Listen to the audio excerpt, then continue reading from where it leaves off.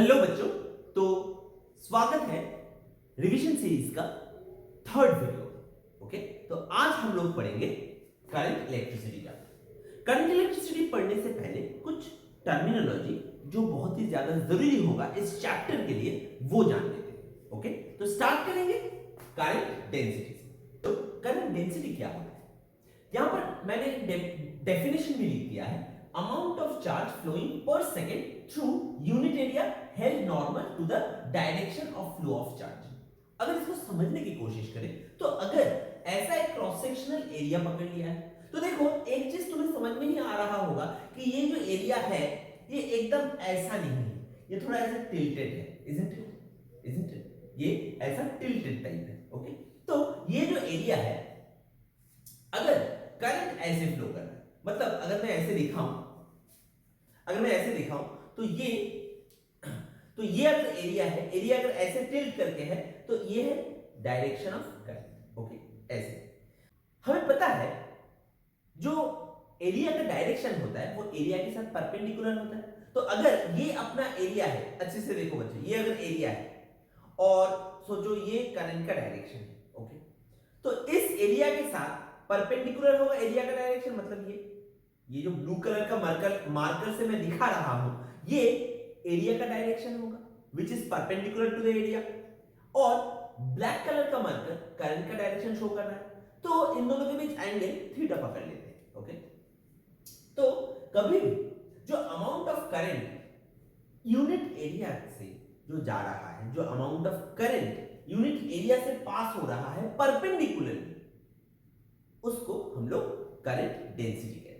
Okay बच्चों, तो अगर एक इन जनरल केस मैंने ले लिया है कि अगर वो एरिया ऐसा ना हुआ, मतलब एरिया ऐसा है और करंट ऐसे नहीं जा रहा, अगर ऐसे टिल्टेड है, उस टाइम पे क्या करेंगे हम लोग एक कंपोनेंट ले लेंगे। अगर ये एरिया है तो इसका परपेंडिकुलर कंपोनेंट मतलब ऐसा ले लेंगे। एम आई क्लियर बच्चों? तो अगर ऐसा ले लिया जाए तो ए का वो कंपोनेंट क्या हो जाएगा, a cos थीटा। तो J will be equal to I by A cos theta, the amount of current divided by cross sectional area। तो क्रॉस सेक्शनल एरिया से परपेंडिकुलरली जितना अमाउंट में करंट जा रहा है that is known as current density.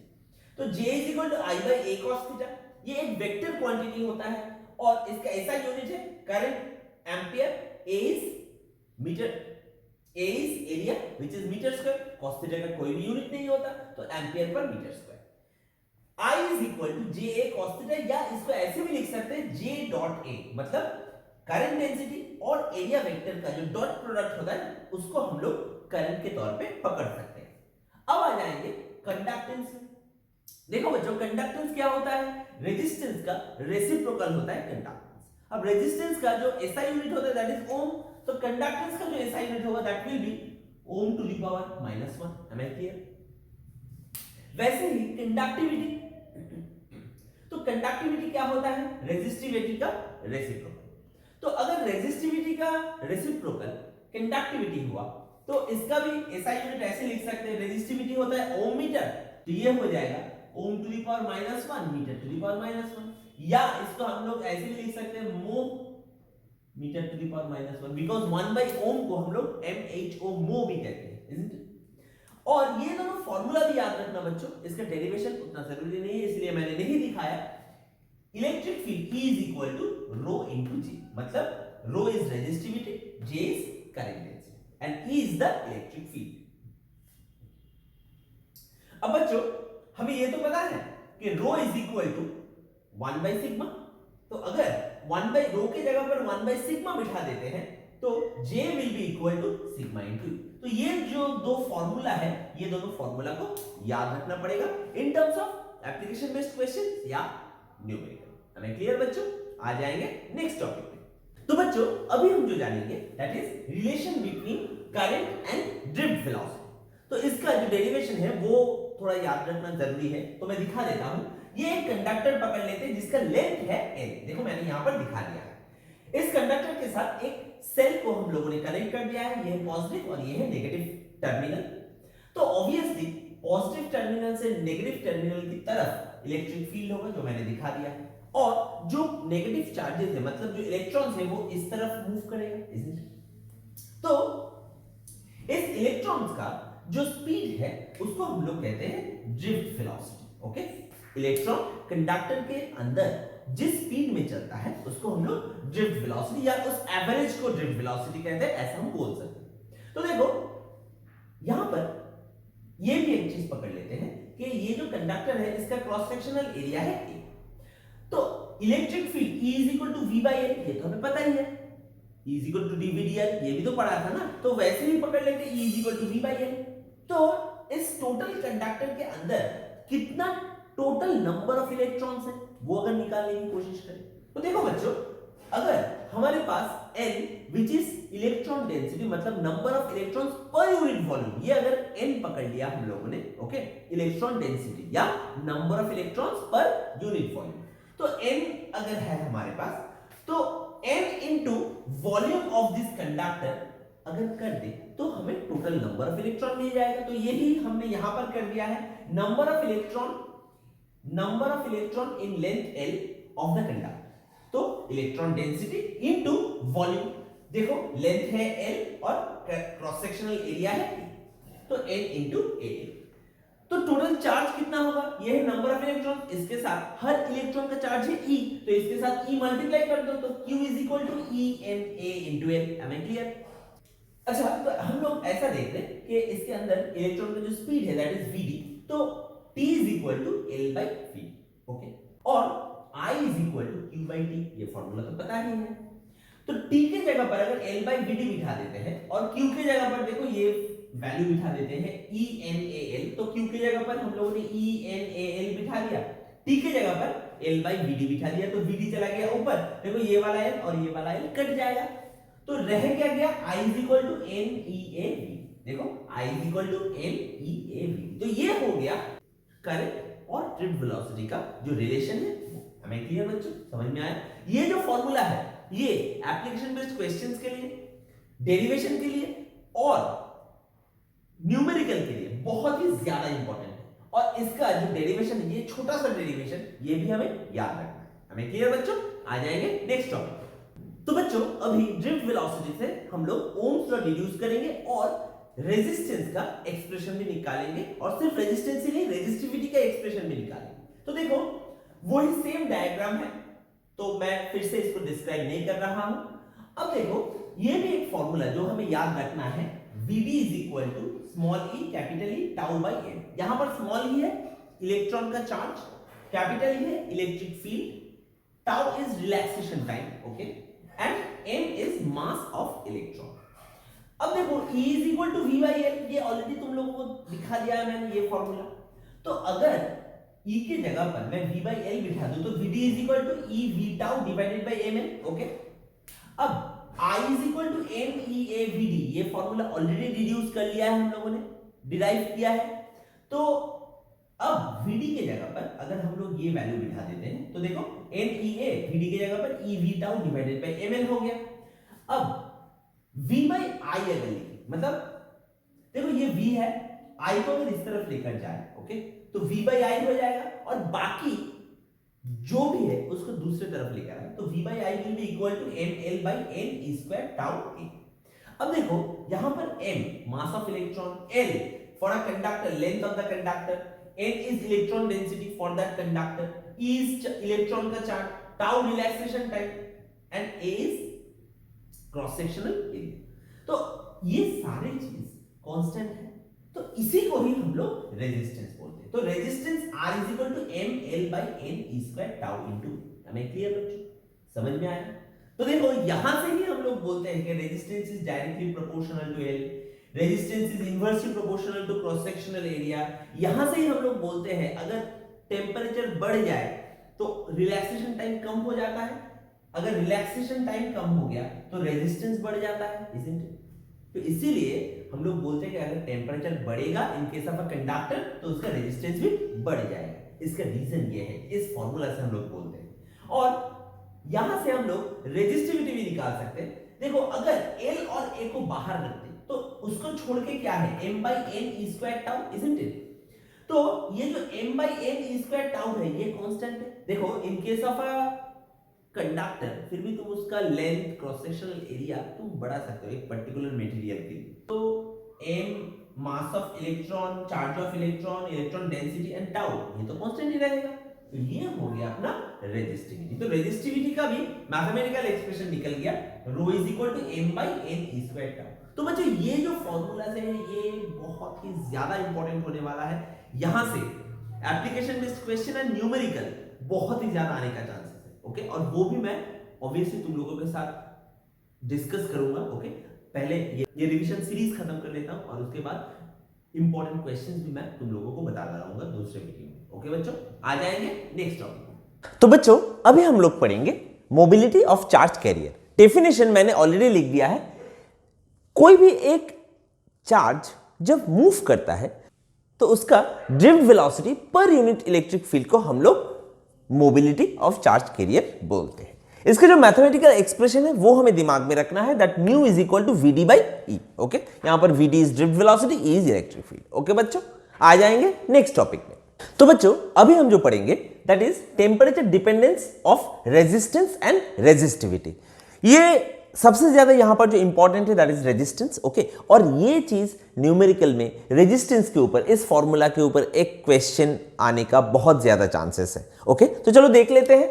ये जो formula है बच्चों, R T is equal to R naught 1 plus alpha T. यहां पे आर नॉट क्या है?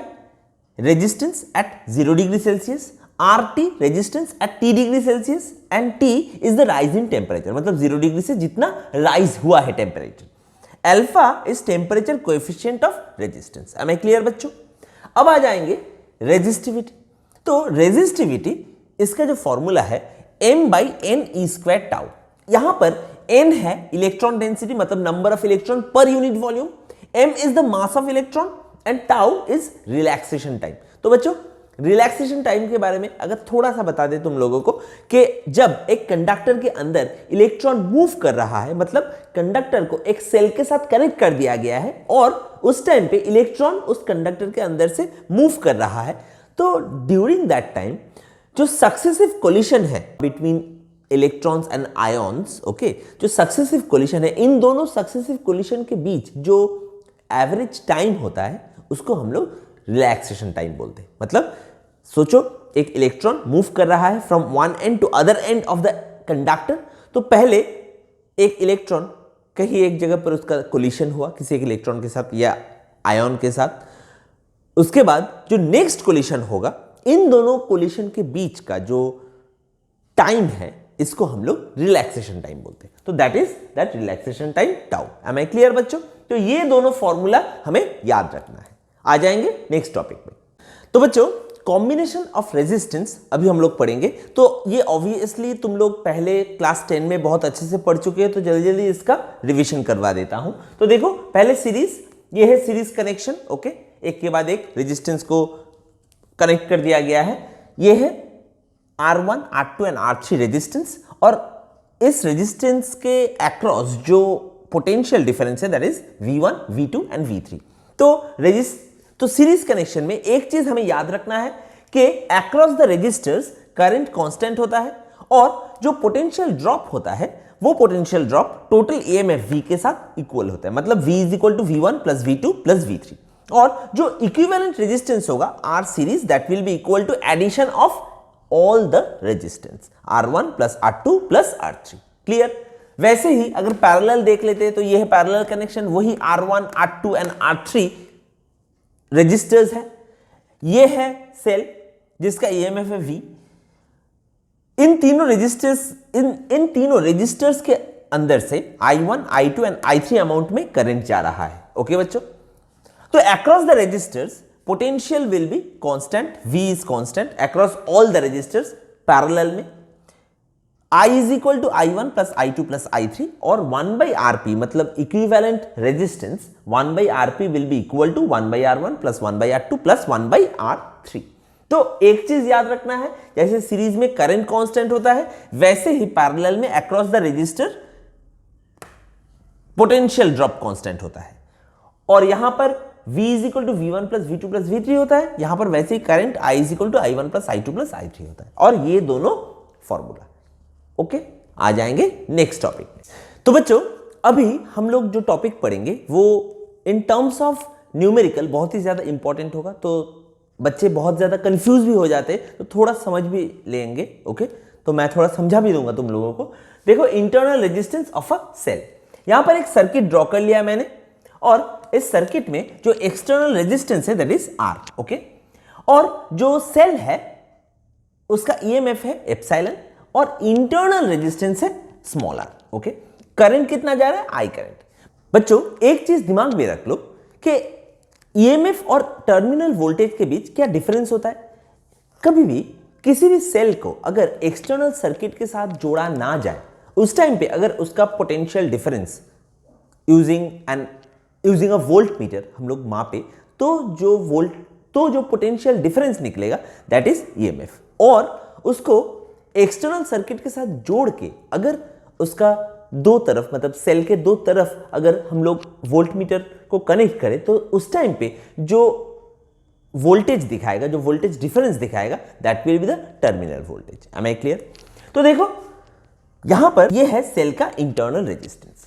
तो अगर इस टोटल सर्किट के लिए मैं ओम्स लॉ यूज करूं तो epsilon is equal to I into capital R plus small R. ये स्मॉल आर और कैपिटल आर सीरीज में कनेक्टेड है इसलिए ऐड कर दिया। तो E is equal to I R plus I into small R. तो देखो बच्चों, ये आई इंटू स्मॉल आर, ये जो पोर्शन है आई इंटू स्मॉल आर, ये पोटेंशियल ड्रॉप है due to the internal resistance of the cell.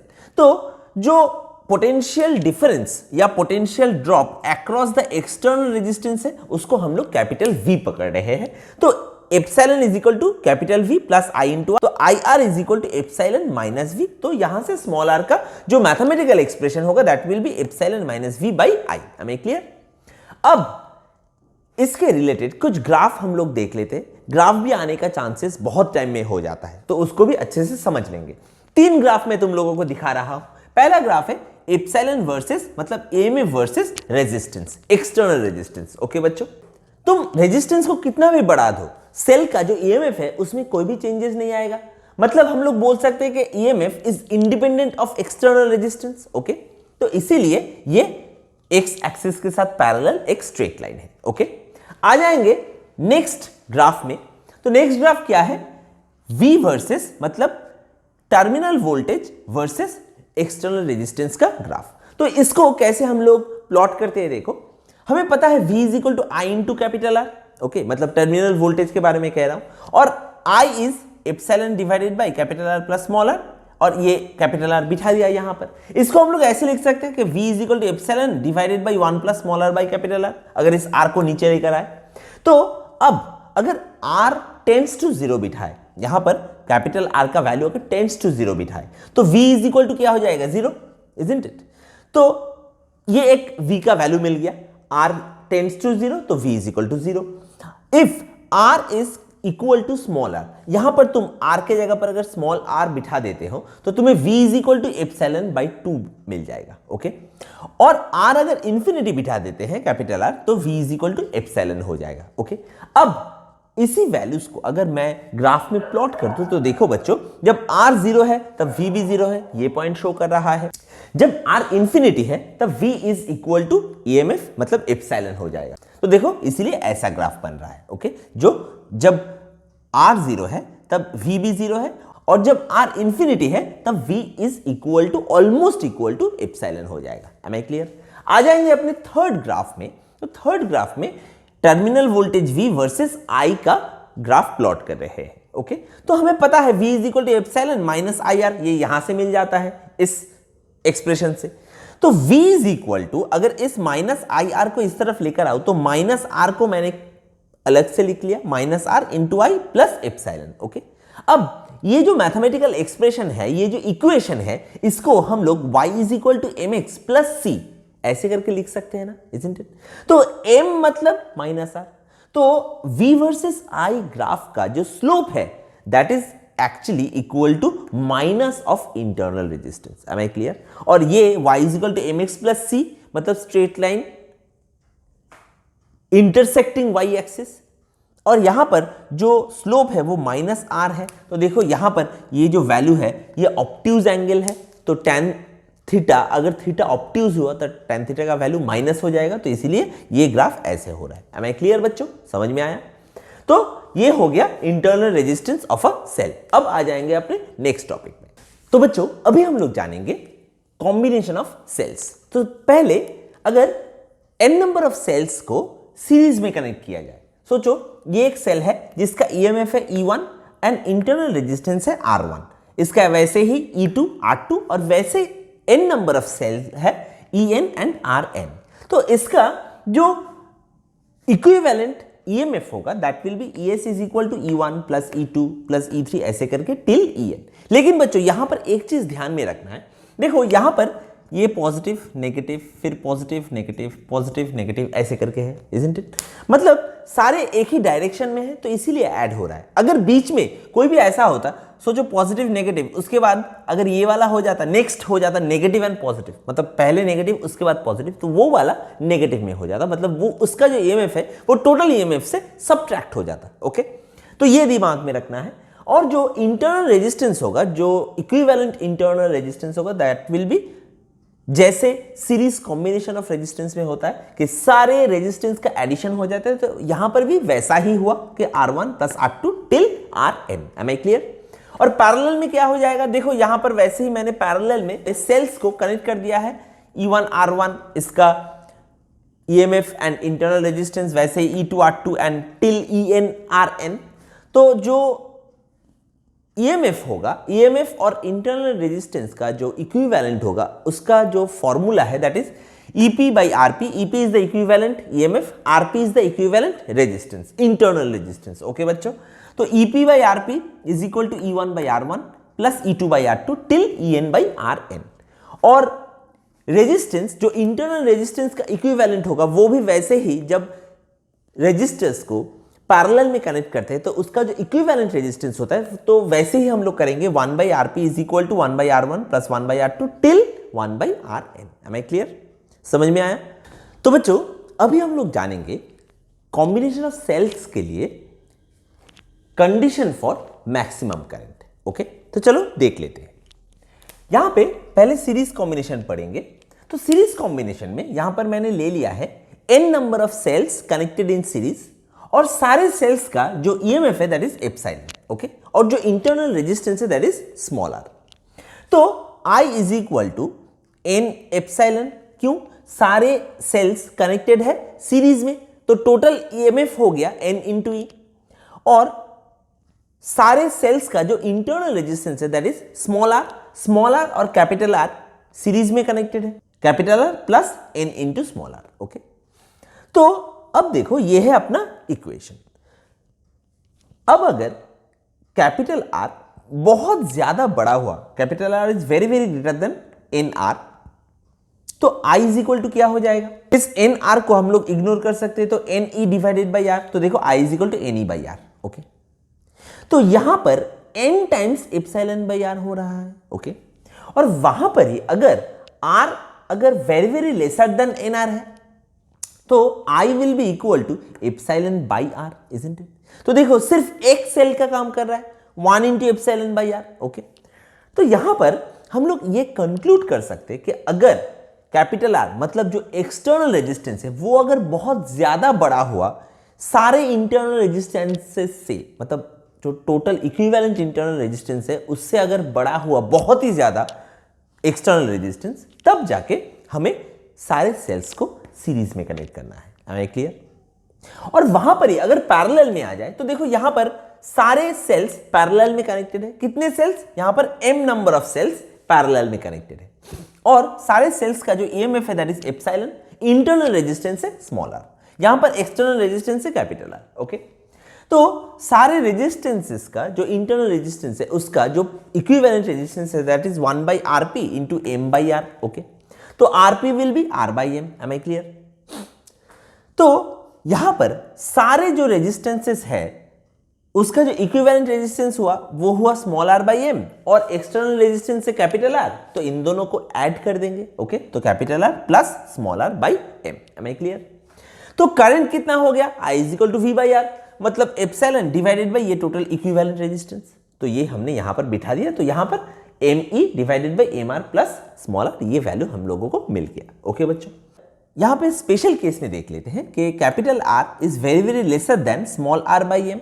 तो यहां पर कैपिटल आर को इग्नोर कर देंगे तो रह क्या जाएगा, epsilon divided by small R by M. तो ये एम ऊपर चला जाएगा तो I is equal to M into epsilon divided by R. Okay, तो यहां पर जितने सेल्स है उस सेल का number times epsilon by R. Okay, और यहां पर अगर R is very very greater than small R by M तब जाके I will be equal to epsilon by R, मतलब सिर्फ एक ही सेल का काम करेगा।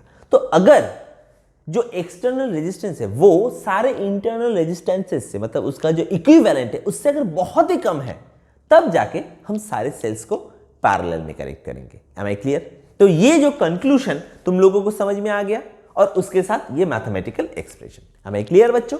तो ये चीज थोड़ा ध्यान रखना है, मतलब थोड़ा याद रखना है कि अगर कभी भी ये न्यूमेरिकल में आने के चांसेस ज्यादा है कि अगर कभी भी मैक्सिमम करंट निकालने के लिए बोला जाए ऐसे नंबर ऑफ सेल्स देके, तो उस टाइम पे हम लोग इंटरनल रेजिस्टेंस और एक्सटर्नल रेजिस्टेंस से कि कौन किससे बड़ा है वहां से हम लोग ये तय करेंगे कि उसको सीरीज में कनेक्ट करना है या पैरेलल में कनेक्ट करना है। हमें क्लियर बच्चों? अभी हम लोग जो टॉपिक पढ़ेंगे that is mixed grouping of cells, मतलब सेल का सीरीज कॉम्बिनेशन पढ़ लिया है, सेल्स का पैरेलल कॉम्बिनेशन पढ़ लिया है। अब अगर सीरीज और पैरेलल दोनों ही हुआ तब क्या होगा, इसके ऊपर न्यूमेरिकल से ज्यादा होंगे, इसीलिए बहुत ज्यादा डेरिवेशन में ध्यान ना देके हम लोग फॉर्मूला और कॉन्सेप्ट समझ लेंगे और उसके साथ साथ न्यूमेरिकल प्रैक्टिस करना पड़ेगा।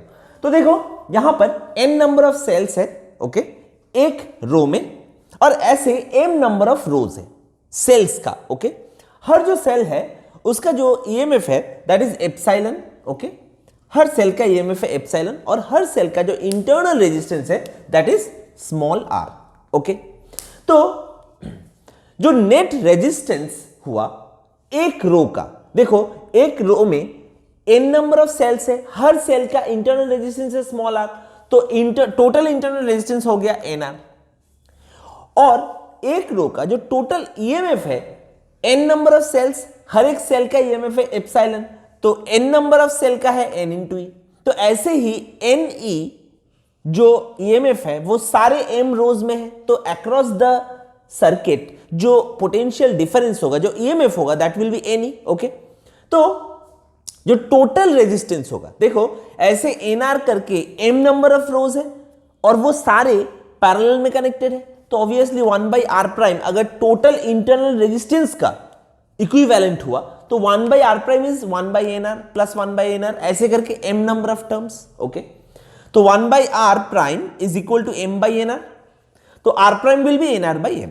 ओके, और टोटल रेजिस्टेंस क्या हुआ, टोटल रेजिस्टेंस देखो यहां पर ये सारे सेल्स का जो इंटरनल रेजिस्टेंस है उसका इक्विवेलेंट ये निकल गया, और उसके साथ साथ जो एक्सटर्नल रेजिस्टेंस है उसको हम लोग R पकड़ लेते हैं, एक्सटर्नल रेजिस्टेंस। तो एक्सटर्नल रेजिस्टेंस और सारे इंटरनल रेजिस्टेंसेस ये दोनों सीरीज में है, तो इसीलिए इन दोनों को ऐड कर दिया। तो जो करंट होगा, करंट का जो फॉर्मूला होगा that will be E by R.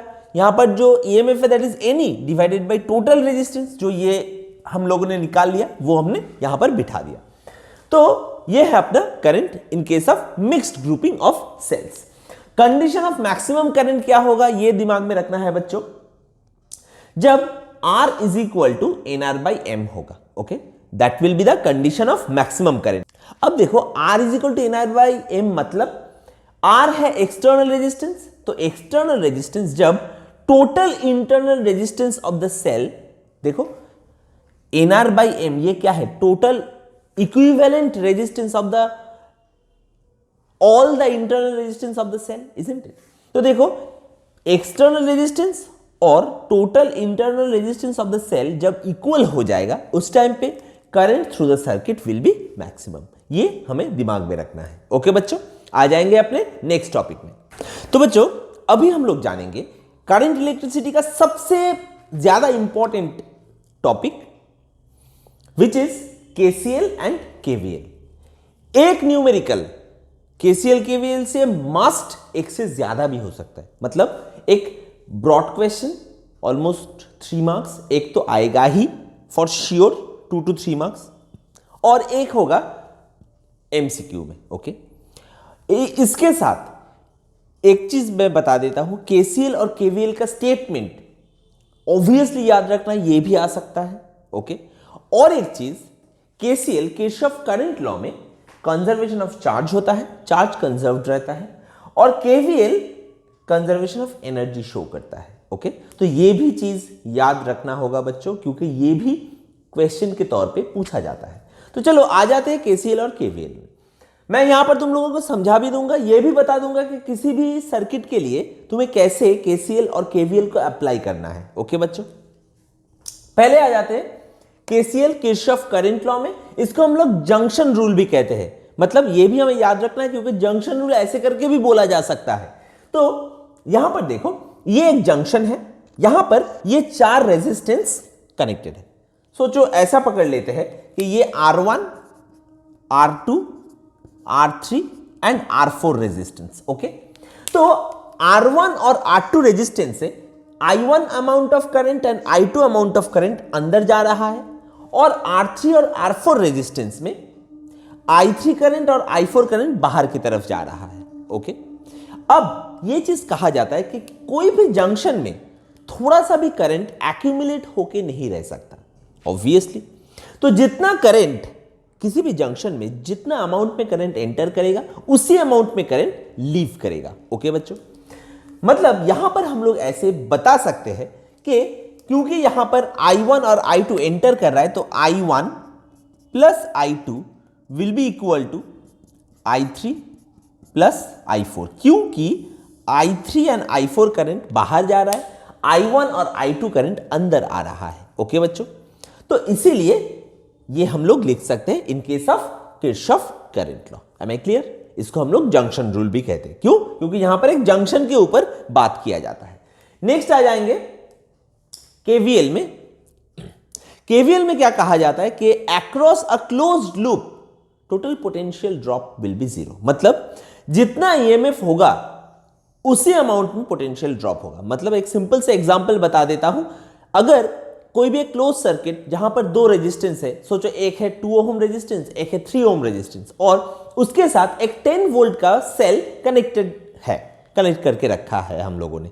तो देखो 10 वोल्ट ईएमएफ ये टोटली डिस्ट्रीब्यूट हो जाएगा ये दोनों रेजिस्टेंस में। ओके, मतलब इन दोनों रेजिस्टेंस का जो पोटेंशियल ड्रॉप होगा वो कंप्लीटली डिस्ट्रीब्यूटेड होगा, वो टोटल जो 10 वोल्ट ईएमएफ है उसको कंप्लीट यूज करेगा। एम आई क्लियर बच्चों? तो यहां पर कुछ साइन कन्वेंशन है, वो मैं तुम लोगों को बता देता हूं। अगर ऐसा एक सेल है, नेगेटिव एंड पॉजिटिव टर्मिनल, यहां पर हमें एक लूप ड्रॉ करना है, वो भी मैं यहां पर दिखाऊंगा तुम्हें। अगर लूप का डायरेक्शन टुवर्ड्स पॉजिटिव है तो जो ईएमएफ होगा वो पॉजिटिव साइन का होगा। अगर लूप का डायरेक्शन, मतलब लूप में जो एरो है उसका डायरेक्शन अगर नेगेटिव टर्मिनल की तरफ है तो V विल बी, मतलब जो ईएमएफ होगा that will be negative EMF. Am I clear बच्चों? फिर से एक बार बता देता हूं, ये एक सेल है जिसका नेगेटिव टर्मिनल इस तरफ, पॉजिटिव टर्मिनल इस तरफ। अगर लूप का एरो, जो लूप हम लोग ड्रॉ कर रहे हैं उसका एरो का डायरेक्शन टुवर्ड्स पॉजिटिव टर्मिनल है तो जो ईएमएफ होगा वो पॉजिटिव कंसीडर करेंगे। अगर टुवर्ड्स नेगेटिव टर्मिनल है, टुवर्ड्स नेगेटिव टर्मिनल इस तरफ, तो उसको हम लोग, जो ईएमएफ होगा उसको हम लोग नेगेटिव कंसीडर करेंगे। Am I clear? रेजिस्टेंस के लिए सोचो ये एक R रेजिस्टेंस है और इस R रेजिस्टेंस में करंट फ्लो कर रहा है राइट साइड में। Okay, in both the cases current is flowing in the right hand side direction. Okay, तो अगर लूप का एरो का जो डायरेक्शन और करंट फ्लो का जो डायरेक्शन वो सेम हुआ तो जो पोटेंशियल ड्रॉप होगा that will B positive, V is equal two plus IR। अगर करंट जिस तरफ फ्लो हो रहा है, लूप का जो एरो का डायरेक्शन उसके ऑपोजिट डायरेक्शन में है तो potential drop will be negative. Am I clear बच्चों? समझ में आया? यह भी फिर से बता देता हूं, करंट का डायरेक्शन, लूप का एरो का डायरेक्शन इक्वल हुआ तो पोटेंशियल ड्रॉप प्लस, ऑपोजिट हुआ तो पोटेंशियल ड्रॉप माइनस। अब इसको एक सर्किट में देख लेते हैं। ओके बच्चों, यहां पर एक सर्किट है। ओके, इस सर्किट में ये है R1 रेजिस्टेंस, ये R2 रेजिस्टेंस, ये R3 रेजिस्टेंस।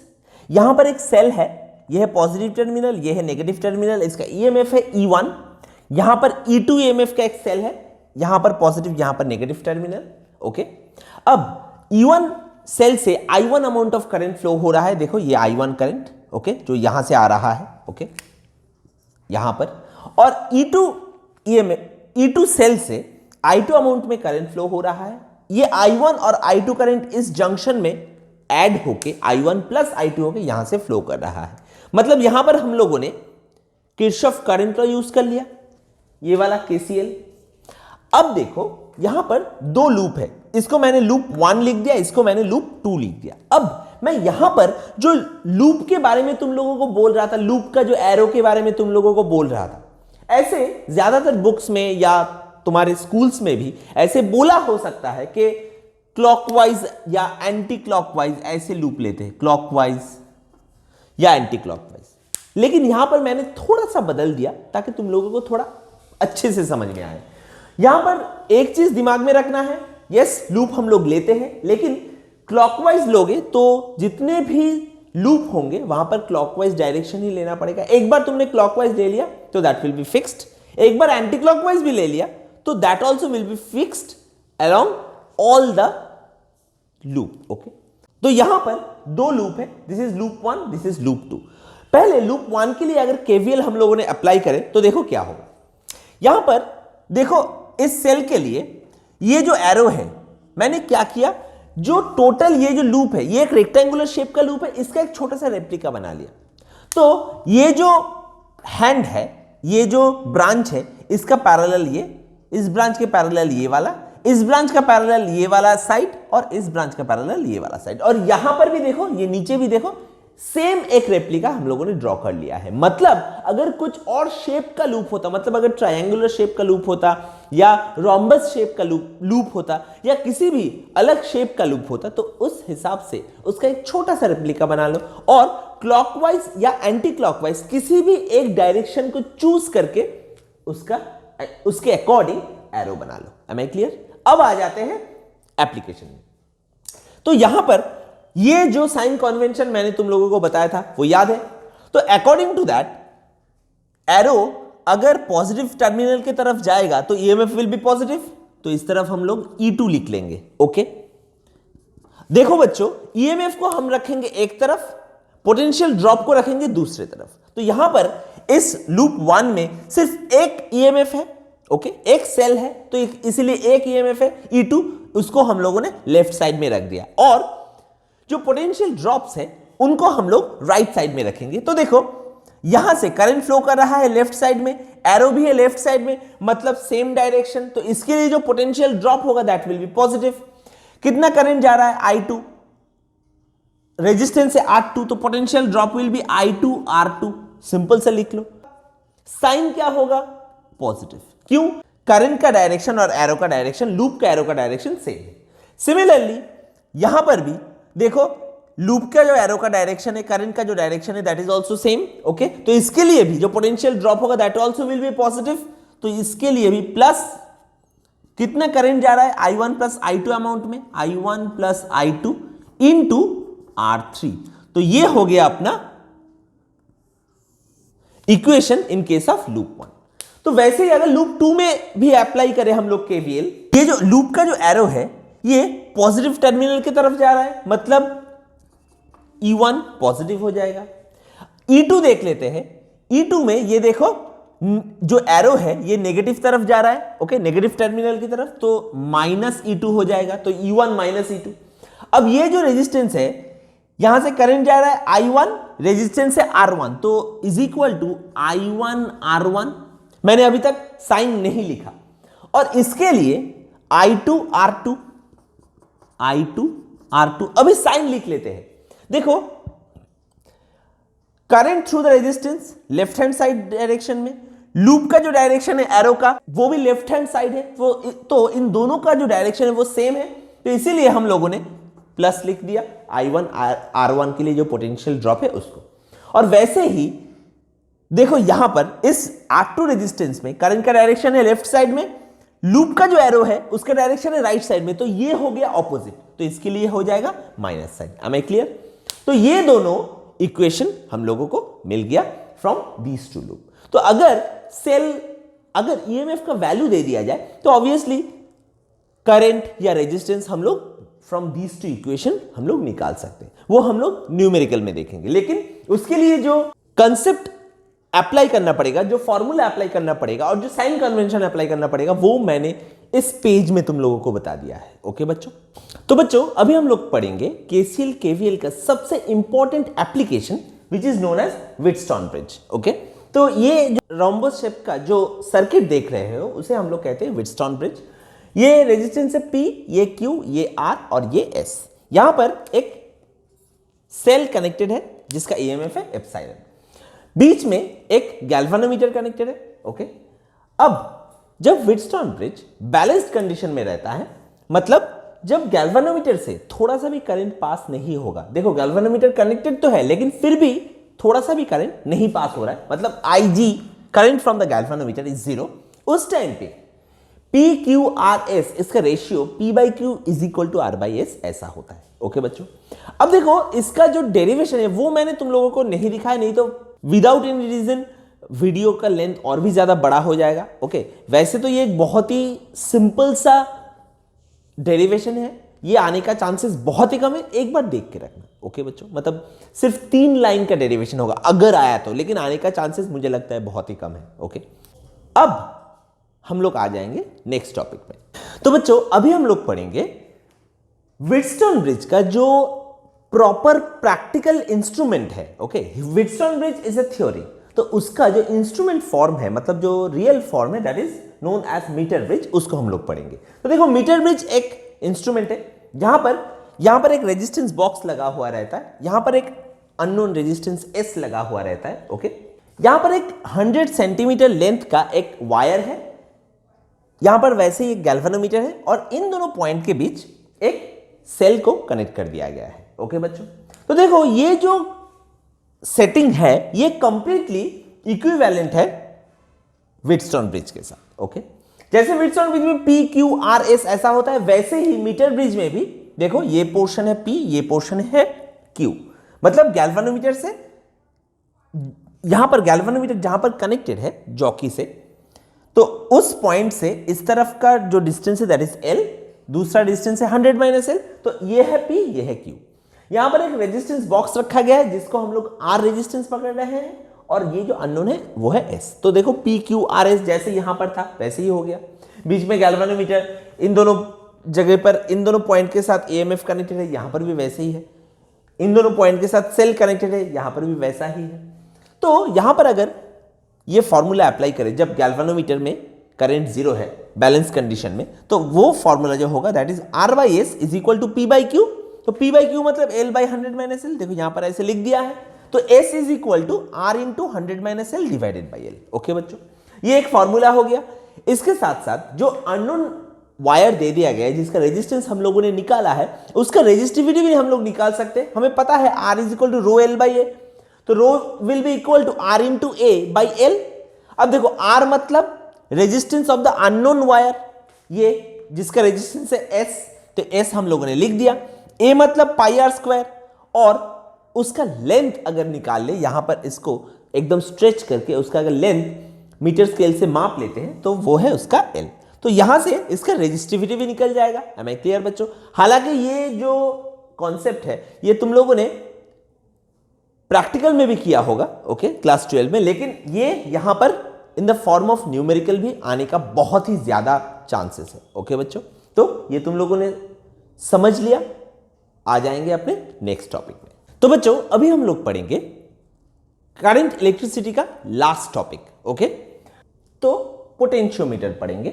सबसे पहले पोटेंशियोमीटर में देखो, पोटेंशियोमीटर का अलग से कोई डायग्राम मैं ड्रॉ कर नहीं रहा हूं, बहुत ज्यादा ऑलरेडी वीडियो का लेंथ बढ़ गया है, तो रिवीजन वीडियो में इतना कुछ मैं नहीं दिखाऊंगा। मैं ये एक्सपेक्ट करता हूं कि डायग्राम तुम्हें याद है। ओके, याद भी नहीं है तो ये बुक सामने रखो, डायग्राम ड्रॉ कर लो नोट्स में। ओके, तो देखो सबसे पहले हम लोग पढ़ेंगे पोटेंशियल ग्रेडियंट। पोटेंशियल ग्रेडियंट किसी भी फिजिकल क्वांटिटी का ग्रेडियंट मतलब that physical quantity divided by length. Okay, तो पोटेंशियल ग्रेडियंट मतलब पोटेंशियल बाय लेंथ, या ऐसे कह सकते हैं कि change in potential per unit length. Okay, तो इसका ऐसा यूनिट क्या होगा, K is equal to V by L, तो V for volt, L for metre, तो volt per metre. Am I clear? अब आ जाएंगे एप्लीकेशन ऑफ पोटेंशियोमीटर। दो एप्लीकेशन होता है और दोनों ही एप्लीकेशन बहुत ज्यादा इंपॉर्टेंट है। ओके, डेरिवेशन भी इसके इंपॉर्टेंट है, तो मैं कह देता हूं डेरिवेशन भी अच्छे से देख लो, और न्यूमेरिकल्स तो इंपॉर्टेंट है। पहला जो एप्लीकेशन है, comparison of EMF of two cells. तो देखो, अगर दो सेल है, एक E1 और दूसरा E2। ओके, तो E1 और E2 ये जो दो सेल है, इसका जो ईएमएफ, इसको हम लोग कंपेयर कर सकते हैं using this formula E1 by E2 is equal to L1 by L2। Okay बच्चों, तो L1 क्या है?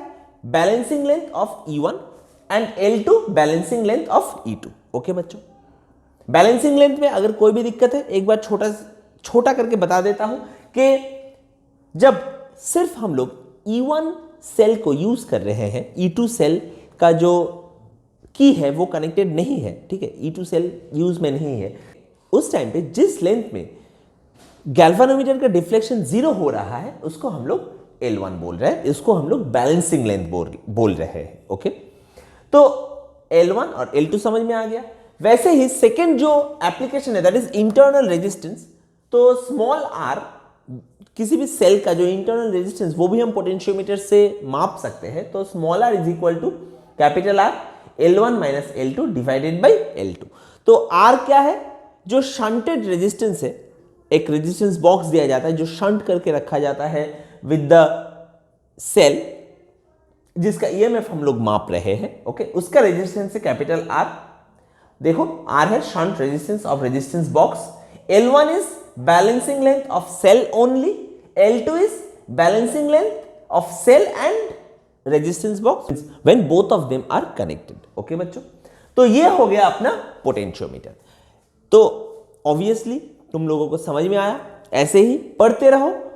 एक चीज याद करा देता हूं, इस टॉपिक का जो नोट्स है, टोटल PDF, वो मैं physics fun limited telegram channel में अपलोड कर दूंगा। फिर से उसका स्पेलिंग बता देता हूं, फिजिक्स PHYSICS, फन लिमिटेड में थोड़ा ट्विस्ट है, FUNN है, LIMITED। ओके बच्चों, तो डबल N, तो ऐसे फिजिक्स फन लिमिटेड, वहां पर तुम लोग चैनल को सब्सक्राइब कर लो, ताकि जो भी मैं PDF नोट्स वहां पर अपलोड कर रहा हूं, और सिर्फ वही नहीं, और भी बहुत कुछ, जो भी क्वेश्चंस, जो भी सैंपल पेपर्स मुझे मिल रहा है, वो भी मैं अपलोड कर रहा हूं। मैं वहां पर ऑलरेडी ISC और ICSC दोनों का जो रूटीन वो भी अपलोड कर दिया है। तो बहुत कुछ इंफॉर्मेशन तुम लोगों को वहां से मिल जाएगा, ठीक है, जरूरी इंफॉर्मेशन। तो उस चैनल को भी सब्सक्राइब करके रखो। तो ये वीडियो अपलोड होते ही उसके एक ही दिन में मैं जो PDF है उसको भी टेलीग्राम चैनल में अपलोड कर दूंगा। ओके बच्चों, आई होप तुम्हें अच्छा लगा होगा। Thank you. पढ़ते रहो, फोड़ते रहो।